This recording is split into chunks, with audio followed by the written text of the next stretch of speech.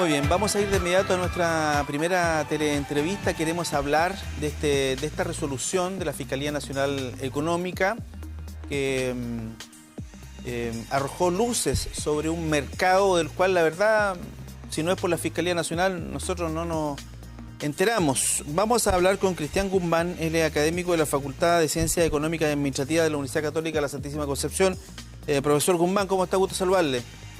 Hola, buenos días. Gusto saludarlos. Gracias por la invitación que me han hecho. Gracias a usted por aceptar esta invitación a conversar un ratito. Lo que tenemos es una investigación de la Fiscalía Nacional Económica, es un estudio de mercado en el fondo. La Fiscalía Nacional Económica, una vez al año, más o menos, libera información sobre estudios de mercado que hace. Y esta vez estudió el mercado del gas. Y ahí, en ese estudio, habrían detectado algunas irregularidades. ¿Cuáles son? Voy a mencionar alguna aquí para que entremos a conversar. Falta de competencia entre las empresas. Gasco, Abastible, no me acuerdo cuál era la otra, Lipigas parece que era. Entonces, descubrió como falta de competencia. Ya le vamos a preguntar, profe, ¿qué es eso? Detectó falta de competencia y a la vez detectó un aumento importante en las utilidades. Lo anoté aquí, pasaron de un 35% a un 50% de utilidades. Entonces, estas dos cositas hicieron que saltaron los switch en buen chileno y se preocuparon la Fiscalía Nacional Económica. ¿Qué está pasando con el gas, profesor, de acuerdo a lo que usted ha podido ver?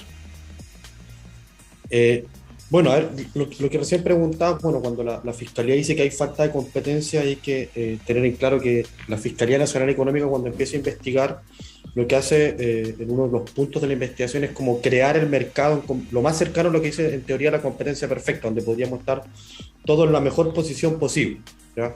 Entonces, en ese escenario, la Fiscalía Nacional después, bajo ciertos cálculos de índices, indicadores y otro análisis, dice, bueno, en este mercado hay falta de competencia porque dado otras opciones podrían haber mucho más competidores en la industria. Entonces, teniendo ese benchmark de cuántos podrían estar en el mercado potencialmente o cuántas empresas equivalentes pueden existir, hoy día dice que hay pocas empresas en este mercado. Y lógicamente, por otro lado, estamos hablando de un bien que es altamente necesario para la familia, con una baja posibilidad de sustitución. Entonces, pensemos, ¿no es cierto?, que muchas de las familias que ocupan este tipo de productos, la opción que tienen es tener el tradicional gas de cañería, pero lógicamente tiene ciertos costos de cambio para las familias de pasar al gas de cañería con los costos que tiene versus tener esta alternativa quizás más controlada del gas en vida. Entonces, lo que está mirando la Fiscalía Nacional Económica es el comportamiento de la industria en este tiempo, si mal no recuerdo, del 2010, bajo los antecedentes que tú recién has leído, o sea, baja competencia porque podría estar mucho mejor en otro escenario, si hubiese, como dice también, si hubiesen muchos más actores en el mercado de la distribución, y lógicamente también podría estar explicado por la mayor demanda en el crecimiento de las ciudades, bueno, genera un poco de alza de precios. Por otro lado, hay que mirar esta industria también hacia atrás, o sea, tenemos varios actores en la cadena que nos están diciendo que una cosa es la distribución, el que lleva, ¿no es cierto?, el balón de gas a la familia en la casa versus el que compra el gas, lo produce y lo envasa. Entonces, ahí es donde la Fiscalía Nacional está diciendo, mira, tenemos solamente 3 actores potenciales, ¿no es cierto?, Abastible, Lipigas y el tercero, que de alguna otra manera podrían explicar esta alza exponencial o importante de las utilidades, y de alguna otra manera el perjuicio propio para las familias que están viendo un aumento sostenido en el precio de este producto. La gente cuando escucha esto, y yo voy a hablar un poco por el ciudadano, porque es lo primero que yo pensé también. Correcto. La gente cuando escucha esto, digamos, piensa de inmediato colusión. ¿Por qué? Porque estamos con el trauma, comillas trauma, por cierto, de la colusión del papel higiénico, de la colusión de los pollos, de la colusión de la farmacia. Aquí nadie ha hablado de colusión, pero a la gente se le vino eso de inmediato en la cabeza. Si hay falta de competitividad, ¿es un defecto del mercado o es un tema que ellos mismos han manejado el mercado al punto de llamarse, de ponerse de acuerdo? Oye, mira, qué sé yo, veamos esto, ¿para qué nos vamos a hacer daño entre nosotros? Eso ya es colusión. Y de eso la Fiscalía Nacional no habla, ¿o sí habla de eso? No, vamos a partir. El documento dice que no tiene todavía los antecedentes para hablar de colusión. Es una especie de preinforme, es una especie de preinforme. Claro, de preinforme. Claro. Porque uno de los elementos que tú también nombras muy bien es que aún no hay evidencia respecto de si hay acuerdos propios entre las empresas. O sea, en los mismos casos que tú nombraste, ¿no es cierto? Por un lado había una empresa que se inculpó de los procesos de colusión, en el caso particular de la farmacia y el confort. En otros casos también se encuentra en correo electrónico donde se acuerdan los precios y ese tipo de cosas. Eso hoy día no está todavía en este preinforme para poder, como decía la Fiscalía Nacional Económica, elevar una acusación de colusión. Pero sí hay ciertas características que podrían explicar estos acuerdos de precios y lo que uno también podría definir teóricamente como los acuerdos tácitos de competencia.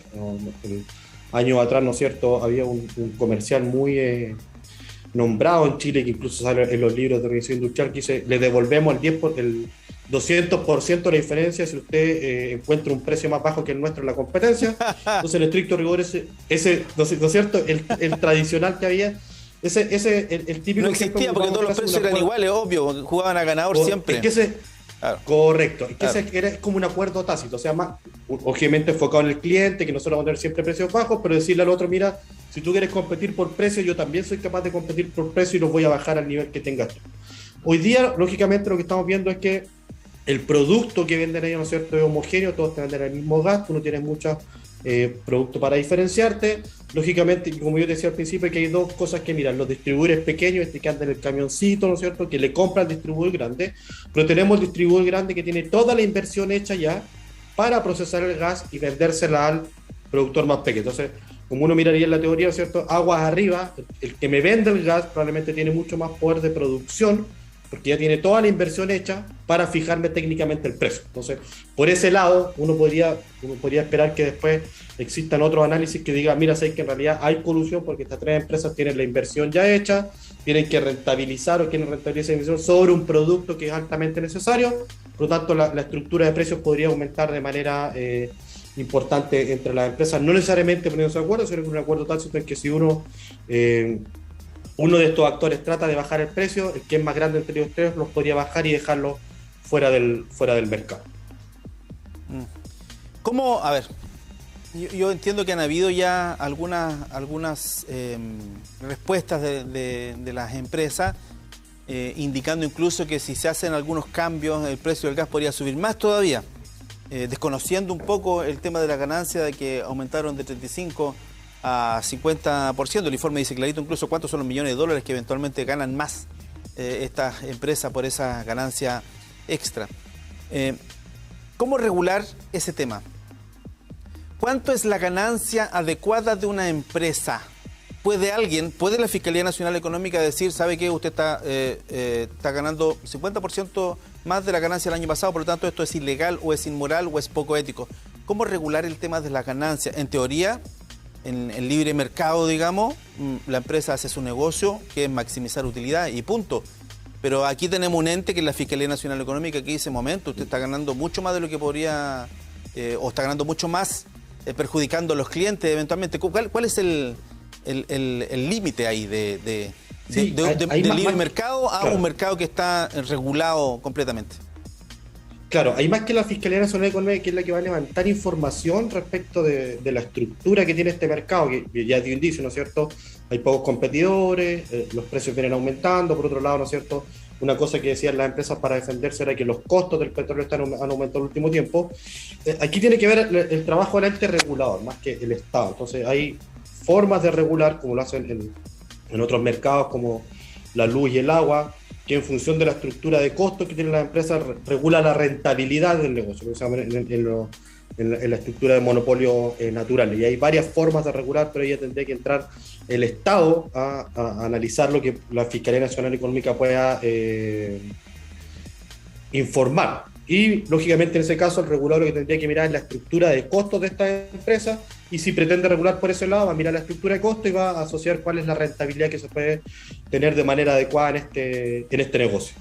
Lo que hay que mirar, o otra forma de mirar, ¿no es cierto?, como decían algunos actores, bueno, ¿qué pasa si dejamos que entren más empresas distribuidoras? Por ejemplo, en el caso de NAP. Entonces ahí la defensa de las empresas va a ser, claro, nosotros ya tenemos la capacidad instalada, probablemente nos van a decir, estamos trabajando a capacidad máxima, entonces si entra un cuarto o quinto competidor, probablemente nosotros vamos a tener que producir menos y nuestra rentabilidad va a caer, o vamos a tener que trabajar bajo los costos. Eso ya pasa a ser parte del regulador una vez que reciba toda la información y cuáles van a ser las opciones que va a tener para mejorar la competencia en estricto rigor en esta industria. Tengo la sensación, es una sensación nada más, que estas cosas se saben solo cuando se investigan. Hay otros mercados que también han sido cuestionados públicamente por algunos parlamentarios. Incluso estoy pensando en las empresas distribuidoras de combustible, por ejemplo.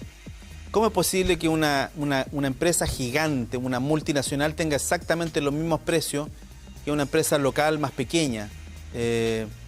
Porque cuando uno va a comprar benzina, las diferencias son de 1 o 2 pesos, entre una y otra tienen exactamente los mismos.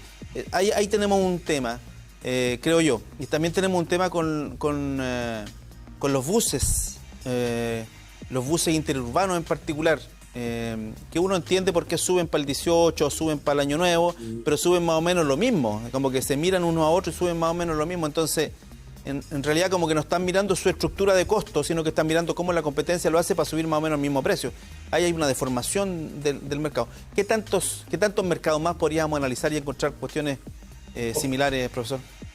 O sea, en todos los mercados podríamos analizar cosas de este estilo, lo que se llama desde la organización industrial en la academia, empezar a mirar cuáles son las estructuras. Entonces, lo que tú dices, esa sensación es cierta. Uno, con cualquier persona que lo conversa en el día a día, lógicamente está esa sensación de por qué, ¿no es cierto?, en el mercado las bencinas, los precios son todos iguales. Bueno, claro, habría que mirar cuál es la estructura de ese mercado, si el producto es, en ese caso, es poco diferenciado, quién lo distribuye realmente y cómo se van fijando los precios en la cadena de suministro.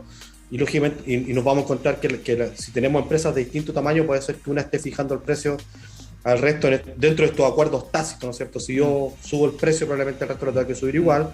En el caso de los buses también hay varias variables, incluso hay varios análisis ahí en la Fiscalía Nacional Económica respecto de cómo en los mercados o tramos más chicos, potencialmente en donde hay menos oferta de buses, ¿no es cierto?, de dejar de Concepción a ciertas ciudades, los alrededores, probablemente tenemos una o dos opciones nomás, y ahí los aumentos de precios son mucho más importantes que el otro, porque por un lado la oferta que tenemos de empresas para prestar esos servicios es muy baja, por lo tanto el precio aumenta mucho más, pero por un lado lógicamente está esto de que, bueno, si viene un alza en la demanda y todos queremos rentabilizar la misma estructura de costo que tenemos, bueno, habrá que seguir a la competencia o al más grande. Entonces hay varias características que uno empieza a mirar en cada una industria, por tipo de producto, la oferta, la diferenciación de la oferta y ese tipo de cosas o la estructura productiva en el caso del petróleo, que están viendo, bueno, quiénes son los que distribuyen, quiénes son los que producen, quién vende la materia prima, y en toda esa cadena de integración, puede ser hacia adelante o hacia atrás, bueno, vemos quién tiene, entre comillas, más poder de mercado para fijar los precios. Entonces, en un caso, como la situación de los buses, podría estar dada la característica de que yo empiezo a mirar la competencia y como conozco la estructura de costos que tienen todos, o sea, si tenemos la misma frecuencia de bus, el mismo tipo de bus y vamos a las mismas ciudades, por lo tanto tenemos que atacar el mercado de alguna manera que sea, ojalá en estos tipos de fines largos subiendo los precios, pero caso contrario, en el caso de la distribución de petróleo, probablemente el insumo es más relevante, quien lo transforma tiene un mayor poder de quienes lo distribuyen. Ahora, mirar ese tipo de cosas no siempre nos va a llevar a discutir que las industrias con pocos actores van a tender a ser concentradas o van a tener precio alto. Recordemos, no sé si el mejor o el peor ejemplo, pero recordemos que años atrás, los que somos más avanzados en edad, ya nos vamos a acordar que para viajar dentro de Chile solamente teníamos la opción de LAN, o LAN Chile en su momento, y más atrás teníamos LAN Chile y la DECO, y todos pensamos que esa industria ya monopolizada no iba a tener ningún cambio.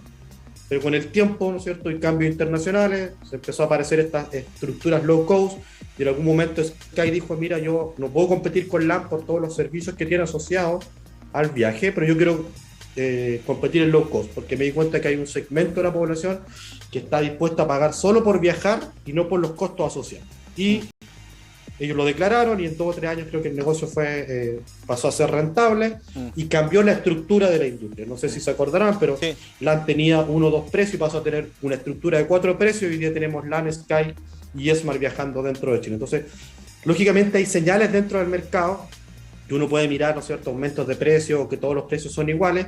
Lo que hay que mirar en cada industria son varios elementos, o sea, es la estructura del oferente final, ¿no es cierto?, en el caso de las bencineras o los buses, cuál es el comportamiento de la demanda por el producto, si las personas tienen o no tienen alternativas para cambiar de producto, y en algunos casos más particulares pasa a ser relevante mirar hacia atrás, o sea, cuál es el proceso productivo, porque no necesariamente puede estar la fijación de precios estar en la distribución, sino que la fijación de precios podría estar en quién produce el producto, que es un poco lo que puede estar sucediendo en la industria de la bencina y en la industria del gas que estábamos conversando recién.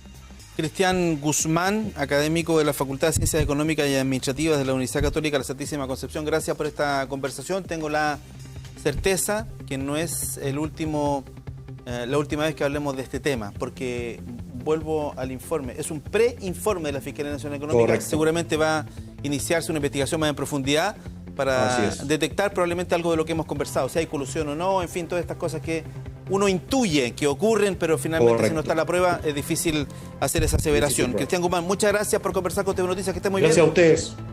Gracias, que estén bien. Chao, chao. Adiós. Chao. Ahí está el profesor de la Universidad Católica de la Santísima Concepción conversando con nosotros sobre este tema que llamó tanto la atención.